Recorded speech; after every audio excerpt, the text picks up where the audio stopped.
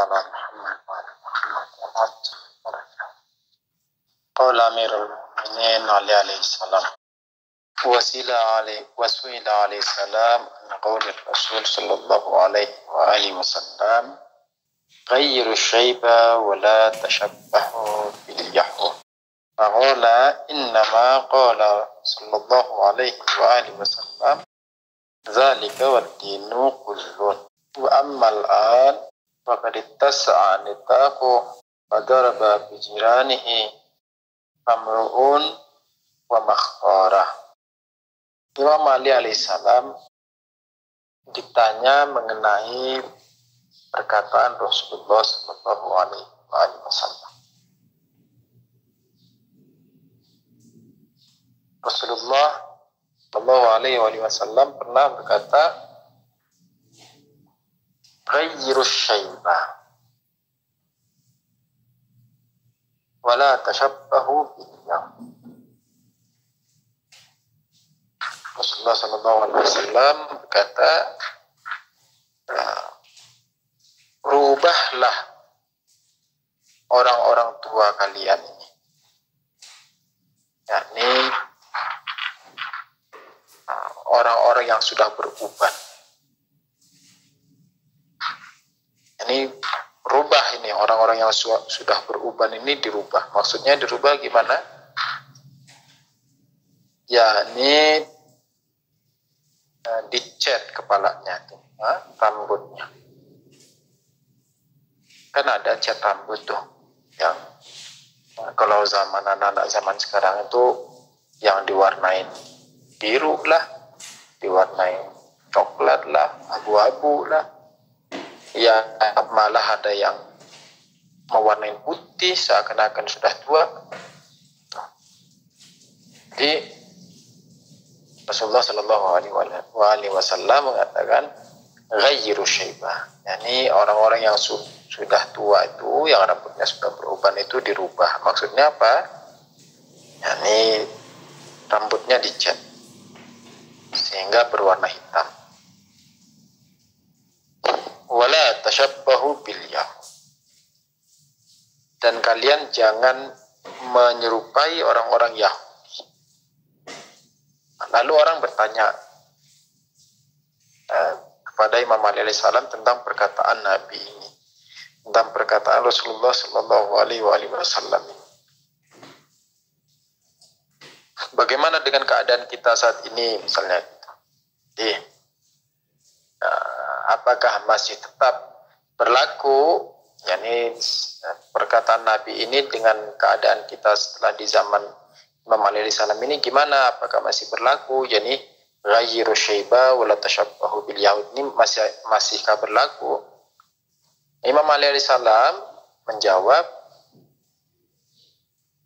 innama qala sallallahu alaihi wasallam dzalika wad-dinu kullu. Imam Ali alaihissalam mengatakan pada saat Rasulullah sallallahu alaihi wasallam mengatakan hadis tersebut,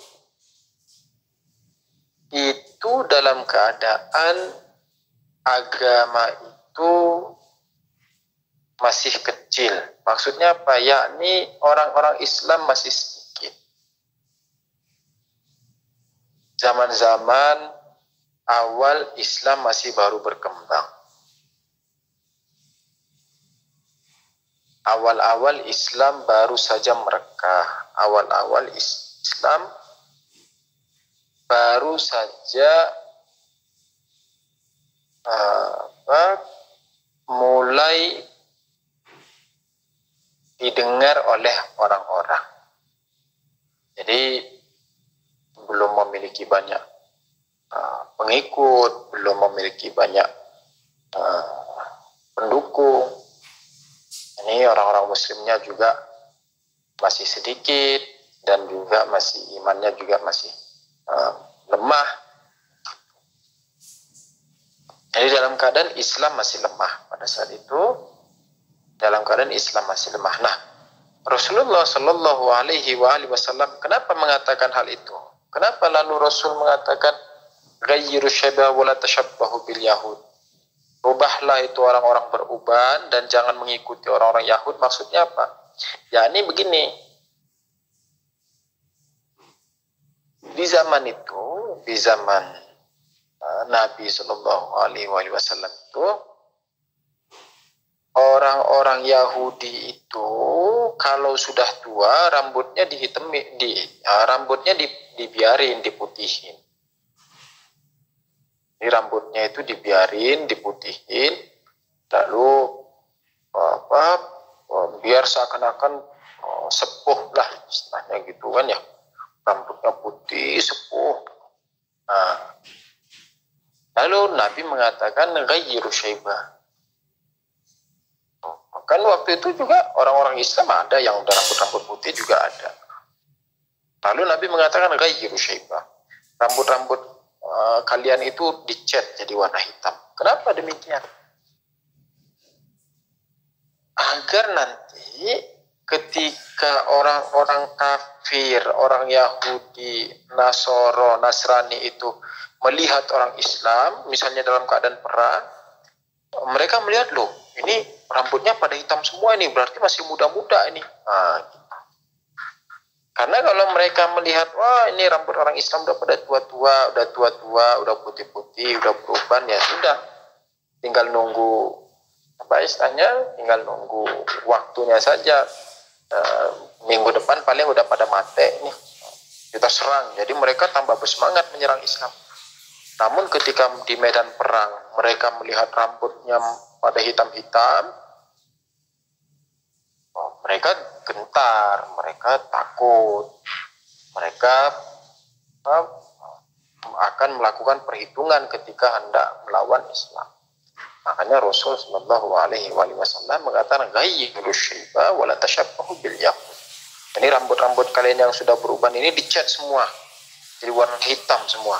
Biar apa? Biar kelihatan muda, biar orang itu segan dengan Islam.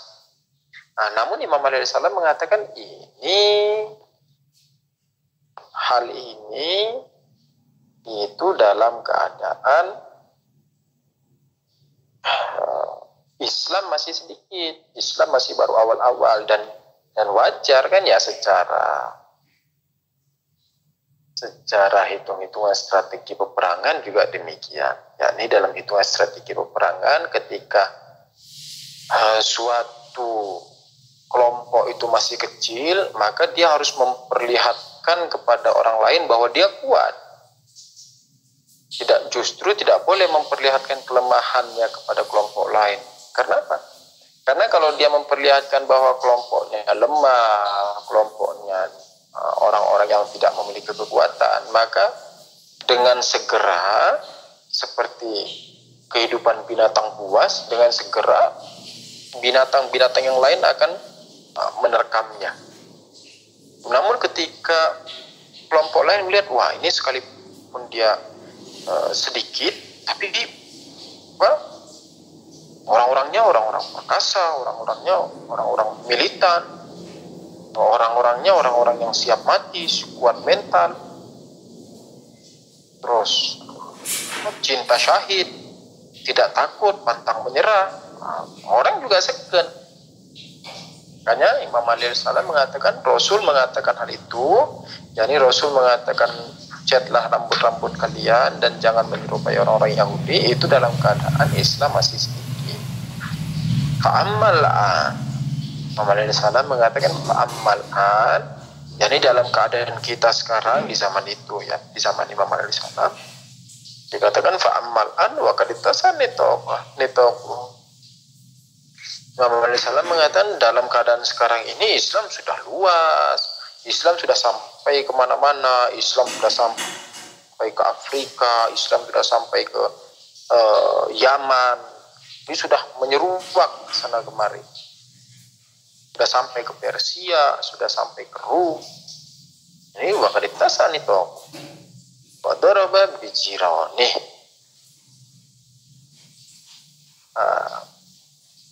Sebelum kita masuk, terjemahan literalnya begitu ya. Jadi terjemahan enaknya itu begitu. Ya, ini pada saat ini Imam Ali Salam mengatakan pada saat ini Islam sudah kuat dan Islam sudah menyebar ke sana kemari, sudah menyebar ke seluruh daerah, ke seluruh penjuru.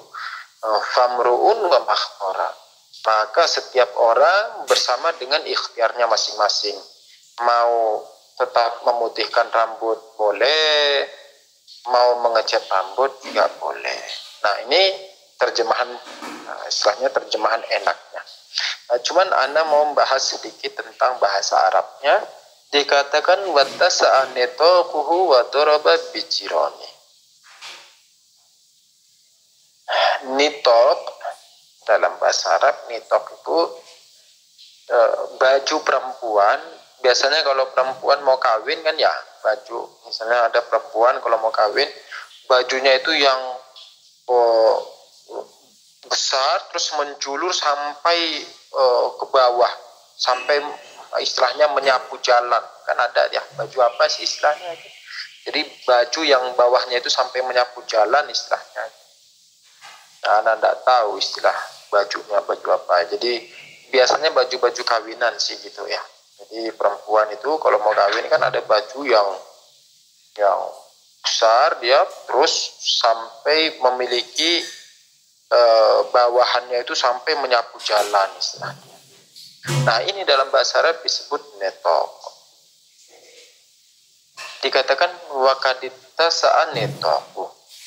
Ya, ini apa? Yakni juluran bajunya itu sudah sangat luas. Artinya apa? Bayangin kalau misalnya perempuan itu yang punya baju demikian, tapi kan tadi Anda bilang ya ini punya juluran bajunya itu menyapu jalan. Nah, itu bayangin kalau dia besar banget. Jadi apa? Artinya dia menaungi daerah-daerah setempatnya. Nah, ini menandakan bahwa Islam sudah sangat luas. Ini satu. Dikatakan wa daraba bijirani. Wa daraba bijirani. Jiron yakni bagian depan dari pundak, ketika sebuah onta mau tunduk, mau duduk atau mau jongkok itu. Gimana sih onta kalau mau jongkok? Awal itu kan kaki belakang dulu kan ya. Awal kaki belakang diliput, jeblek. Nah, terus pada saat mau menundukkan bagian depan, kakinya itu kan nanti disila itu bagian depannya. Nah, ketika kaki depan itu disila, lehernya itu seakan-akan mendekat ke arah kaki. Nah, ini disebut daraba bijirani. Dan ini apa? Yakni si onta itu sedang duduk dan menyilakan kakinya. Kakinya itu sedang disila. Ini menandakan apa? Menandakan onta yang demikian, ini onta yang kokoh, yang lagi tidak akan goyang. Nah, istilahnya. Tidak akan goyang. Kan onta kalau sudah gitu tidak akan goyang ke sana kemari. Nah, maksudnya apa sih? Ya, ini baju luas, terus onta lagi duduk. Maksudnya apa? Yakni Islam itu sudah luas, sudah mencapai daerah-daerah di mana saja, satu. Yang kedua, Islam juga sudah kokoh dan sudah kuat. Nah, dalam keadaan hal ini, ketika Islam sudah luas dan Islam sudah kokoh, famru'un wa makhtara. Famru'un, Anda membacanya pakai logat Fursi ya, Arfan. Kalau logat Indonya fa imru'un wa makhtara. Tapi kalau logat Fursi famru'un wa makhtara. Nah, yakni apa? Yakni setiap orang bersama dengan ikhtiar masing-masing. Artinya, yakni sekarang kan sudah Islam sudah luas, Islam sudah kokoh, sudah kuat. Yang mau tetap memutihkan rambut silahkan. Yang mau mengecat menjadi warna hitam juga silahkan. Namun tidak ada lagi kemestian seperti di zaman Nabi Shallallahu Alaihi Wasallam itu, di mana di zaman Nabi merupakan hal yang mustahab, yang sunnah untuk mengecat rambut, mewarnai rambut menjadi hitam. Karena apa? Karena di zaman itu Islam masih sedikit, Islam masih kecil, Islam masih belum kokoh, sehingga penting untuk menunjukkan kekuatan bahwa Islam ini diisi oleh para pemuda yang masih muda-muda. Biar apa? Biar musuh-musuh itu enggak sembarangan mau nyerang, enggak sembarangan mau mengganggu Islam, apalagi Islam pada masa itu awal-awal baru berkembang. Namun di zaman Imam alaihissalam Islam sudah luas, Islam sudah kokoh, maka yang mau tetap berambut putih silahkan, yang mau mengejar warna hitam juga silahkan. Ini satu pembahasan. Namun ada pembahasan lain di luar pembahasan ini ya. Nah, ini jadi pembahasan kajiannya sudah selesai, namun ada satu pembahasan kecil yang kita bisa ambil dari sini. Yakni apa? Pembahasan bahwa yang pertama, di mana ini menyangkut pembahasan tentang usul fikih. Ya, jadi orang-orang yang mau belajar tentang usul fikih, nah, di mana Amirul Mukminin Imam Ali alaihissalam, kalau kita melihat di zaman Nabi dikatakan ghaizirus syaiba. Nah, ini rambut-rambutnya itu dicat semua. Nah, Rasul kan merintahin suruh cat itu. Terus wala tasyabuh bil yahud, jangan mirip-mirip orang Yahudi kalian kan gitu. Lalu di zaman Imam Ali alaihissalam mengatakan wamruun wa makhtar. Wamruun wa makhtar. Jadi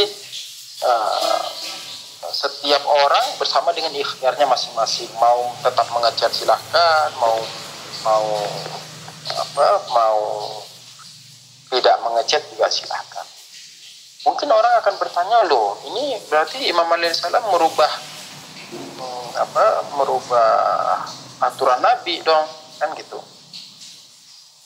Ini sebelumnya Nabi mengatakan catlah rambut kalian, lalu di masa Imam Ali alaihissalam mengatakan silahkan, yang mau ngecat silahkan, yang mau ngecat silahkan.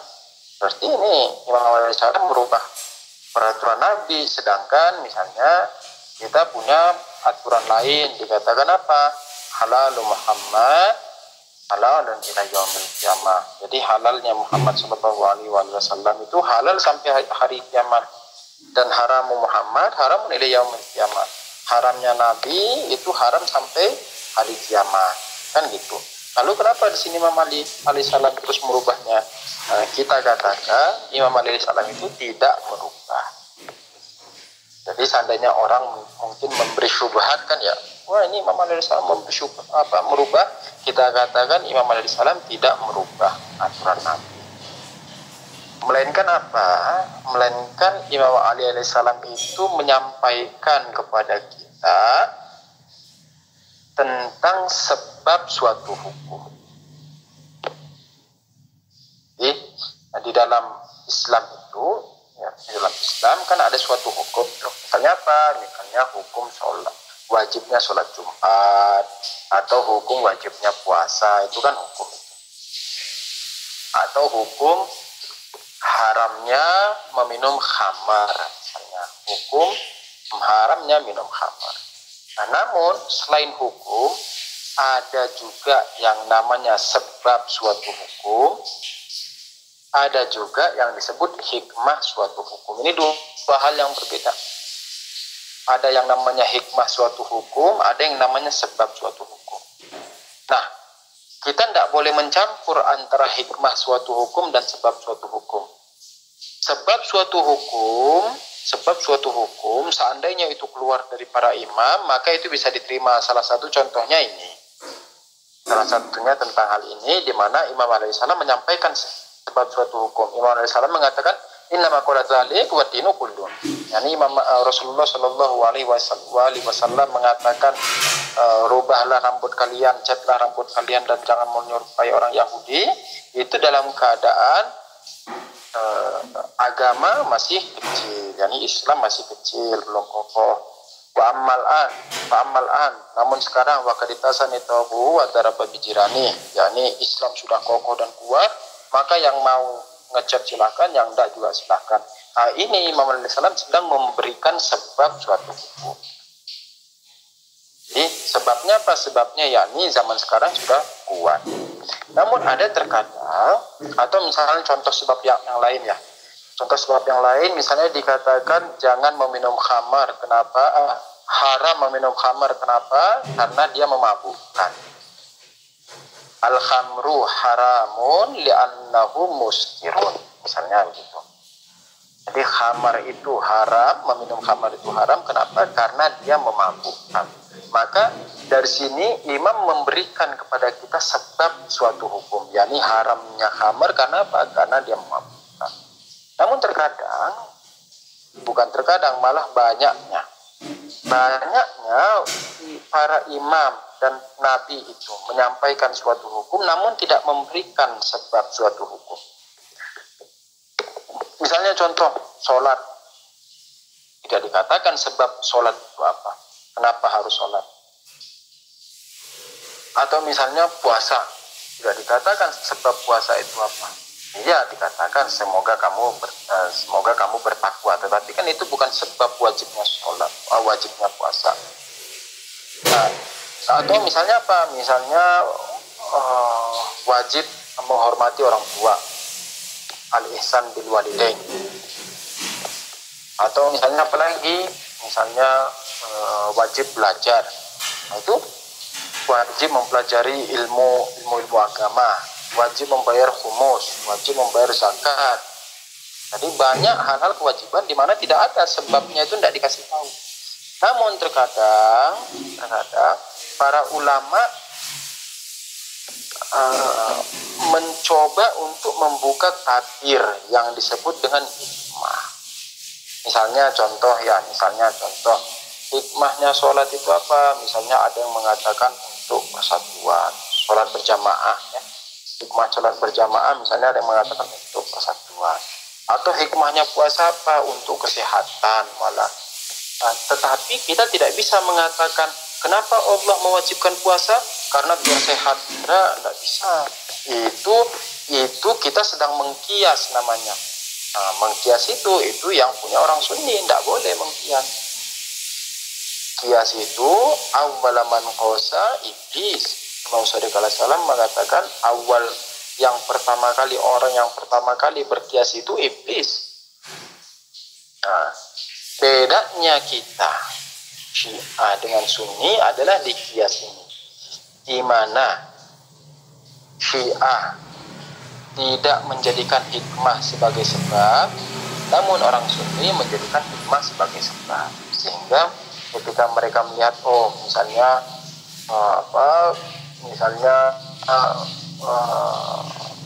mereka melihat khamar itu memabukkan, haram lalu memabukkan, maka apa saja yang ada memabukkan, apa saja yang ada campuran memabukkan, maka dia haram.